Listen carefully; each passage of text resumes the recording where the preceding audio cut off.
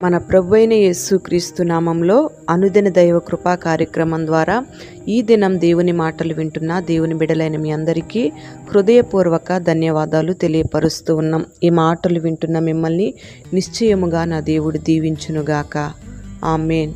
లూకాసు వార్త 11వ అధ్యాయం 28వ వాక్యంలో, అవును గాని దేవుని వాక్యము విని దానిని గైకొను వారు మరీ ధన్యులు అని యేసయ్య జనసమూహములతో ఈ మాటను సెలవిస్తూ ఉన్నాడు. ప్రియమైన దేవుని బిడ్డలారా, దేవుని వాక్యాన్ని విని ఆ వాక్యానుసారంగా దానిని గైకొని దాన్ని అనుసరించి నడుచుకునేవారు ధన్యులు అని ఈ వాక్యం మనకి తేటగా స్పష్టం చేస్తుంది. దేవుడు ఎందుకు ఈ మాట సెలవిస్తూ ఉన్నాడంటే, చాలామంది దేవుని మాటలను ఇష్టపడేవారు ఉంటారు, దేవుని మాటలను వినేవారు ఉంటారు.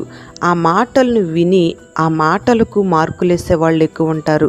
కానీ విన్న మాటల ప్రకారం నడుచుకునే వాళ్ళు చాలా అరుదుగా కనబడుతూ ఉంటారు. అందుకే ఈ దినాలలో దేవుడు మనతో ఈ మాట మాట్లాడుతూ ఉన్నాడు. యేసయ్య సంచరించిన దినాలలో కూడా అనేక మంది యేసయ్య మాటలను విని యేసయ్య చేసే అద్భుత కార్యాలను చూసి ఆశ్చర్యపడి యేసయ్యను పొగుడుతూ గణపరుస్తూ వస్తున్నారు. అందుకే అంటాడు, అవును గాని దేవుని వాక్యము విని దానిని గైకొను వారు మరీ ధన్యులు అని. Praise the lord. ప్రియమైన దేవుని బిడ్డలారా, దేవుని మాటను నువ్వు విని ఆ మాట ప్రకారం నడుచుకుంటే గొప్ప ఆశీర్వాదాన్ని నువ్వు చూడగలుగుతావు. దేవుని మాటను నువ్వు వింటే ఆ మాట ప్రకారం నడుచుకుంటే నీ జీవితం ధన్యకరంగా మార్చబడుతుంది. ప్రియ దేవుని బిడ్డలారా, సేవకుల ద్వారా, దేవుని వాక్యము ద్వారా, దేవుని ప్రజల ద్వారా అనేక రకాలుగా దేవుని మాటలను నువ్వు వింటూ ఉన్నావు. మరి వింటున్న ఆ మాటలను నువ్వు గైకొంటూ ఉన్నావా? నిన్ను నీవు ఒకసారి ఆత్మ పరిశీలన చేసుకోవాలి. దేవుని మాటను విని దేవుని చిత్తం చేయడానికి దేవునికి నిన్ను నీవు అప్పగించుకొని దేవునికి నువ్వు విధేయత చూపించినట్లయితే ఆ విధేయత ద్వారా గొప్ప ఆశీర్వాదాన్ని నీ జీవితంలో నువ్వు చూస్తావు. అబ్రహామును మనం గమనించినట్లయితే, అబ్రహాము దేవుడు చెప్పిన ప్రతి మాటను చేశాడు. దేవుని మాటకు ఎక్కడ అవిధేయపు మాటలు నోటి వెంట రానియకుండా దేవుడు చెప్పిన ప్రతి మాటకు విధేయత చూపించాడు.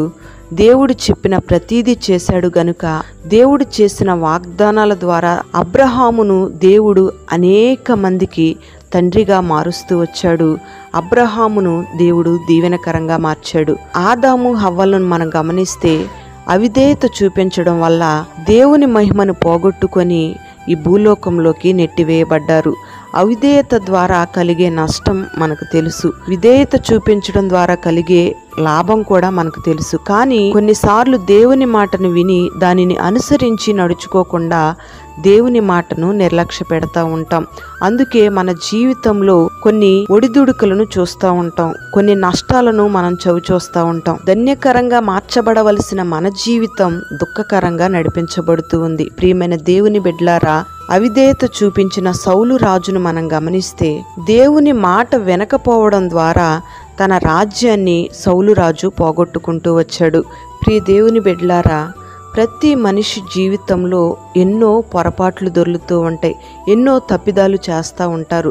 కానీ వారి జీవితాలలో చేస్తున్న పొరపాట్లను బట్టి దేవుడు మాట్లాడి వారిని గద్దించిన వెనువెంటనే వారు ఆ తప్పును సరిదిద్దుకొని ఇక ముందు పొరపాట్లు చేయకుండా, అలాంటి తప్పిదాలు చేయకుండా వారిని వారు సరిచేసుకొని దేవుని మాట విని దేవుని గద్దింపుకు లోబడి దేవుని మాటను లక్ష్యపెట్టి దేవుని మాటకు విధేయత చూపిస్తే వారు దేవుని ఉగ్రత నుంచి తప్పించబడతారు, శాపకరమైన అనుభవాల నుంచి లేవనెత్తబడతారు. దావీదును మనం గమనిస్తే దావీదు జీవితంలో ఒక చిన్న పొరపాటు జరిగింది.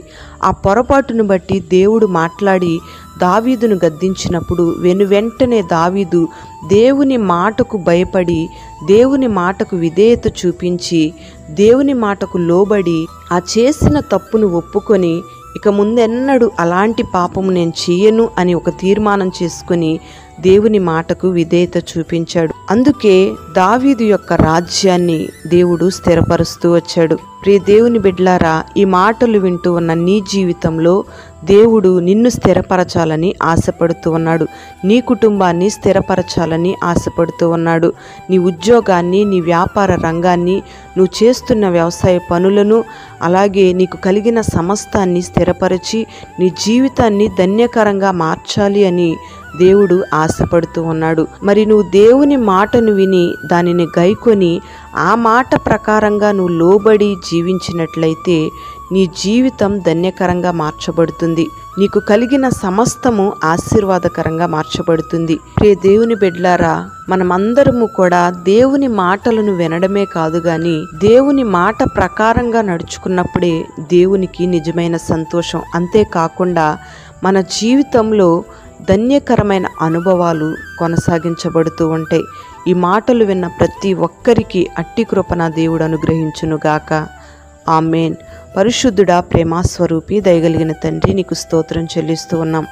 ఈ మాటలు విన్నని బిడ్డల్ని మీరు పేరు పేరున దీవించండి. దేవుని యొక్క వాక్యాన్ని విని దానిని గైకొని దాని ప్రకారంగా నడుచుకుంటే మరీ ధన్యులు అని మీరు సెలవిస్తూ వచ్చారు. నిజమే తండ్రి, నీ మాటలను ఈ దినాన అనేక మంది వింటున్నారు కానీ వాటి ప్రకారం నడుచుకునే వాళ్ళు చాలా అరుదుగా కనబడుతూ ఉన్నారయ్యా. ఈ మాటలు విన్న నీ బిడ్డల్ని మీరు దీవించండి, ఆశీర్వదించండి. నీ మాట ప్రకారం, నీ మాటకు లోబడి జీవించే అనుభవాన్ని నీ బిడ్డలందరికీ మీరు కలుగు చేయండి. ప్రతి ఒక్కరి జీవితం ధన్యకరంగా మార్చండి. ప్రతి ఒక్క కుటుంబాన్ని మీరు స్థిరపరచి ఆశీర్వదించమని ప్రార్థన చేస్తూ ఉన్నాం. నీ బిడ్డల పనులన్నిటిలో దీవెన కలుగు చేసి ప్రతి కుటుంబాన్ని ధన్యకరంగా మార్చి మేలు చేసి మహిమ మీరు పొందుకొనమని యేసు పేరట వేడుచు ఉన్నాము తండ్రి. ఆమేన్.